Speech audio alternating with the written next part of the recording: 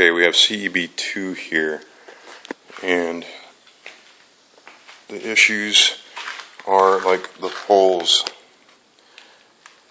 These beams here, they've had their holes all drilled cleanly, but then you go to where they try to mount to the framework, and the holes underneath were just torched. And like I managed to get one through, but you can just look underneath. It's not even holding on to the frame. It should be up in here. This one's way out here. And the cross beams looks like somebody just kind of tried to torch out a space for the beams to come through, and they're even different sizes. Like that one sticks out further than this one here and back here. So I'm having to come up with a way to get all this square. Like underneath, you can see there's so much material just blown out, and all of them are like that.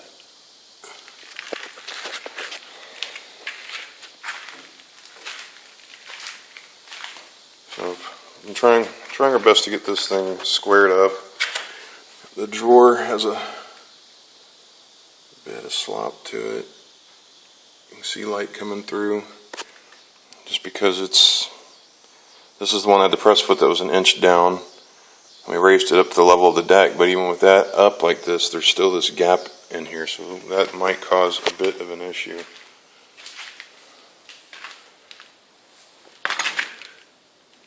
See, these huge torch holes, but working with what we got. And I've re-bolted this on. Still probably going to drill a couple new holes.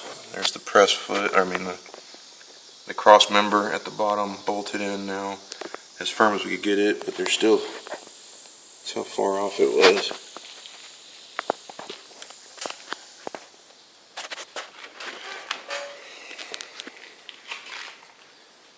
So, I don't know. Just have to see what happens with this one. CEB1. So I was looking at the CAD files over this, and what I'm going to have to do is cut this off of here, and I need to drill a hole through here, all the way through, a 3/4 inch hole, and then we need to pull the cylinder out and drill a 3/4 inch hole through it, so I can drive a pen through those, and that will hold the press foot on the top of the cylinder. And I'm going to just take this, and I'm just going to drill a 3/4 inch hole, probably here, and then the same on the other side through both of these while they're together. And then I'll cut them apart, and I'm going to weld a piece of all thread, 3/4 inch all thread, through this one, and then I'll backfill with the welder, and then we'll have threaded rod coming through, and I can put a nut here and here, and that way we can take this part off and on as it needs to be replaced in the future.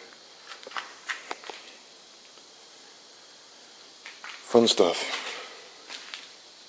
And I've already covered CEB3. I'm actually going to start working out the electronics for this today, because I really need to get this running and make sure the code's working and all my components are good. So I was going to do these other things, and I might come out this evening and do some work out here in the shop, but I'm definitely going to focus on the electronics bit. And that's what I have at the moment.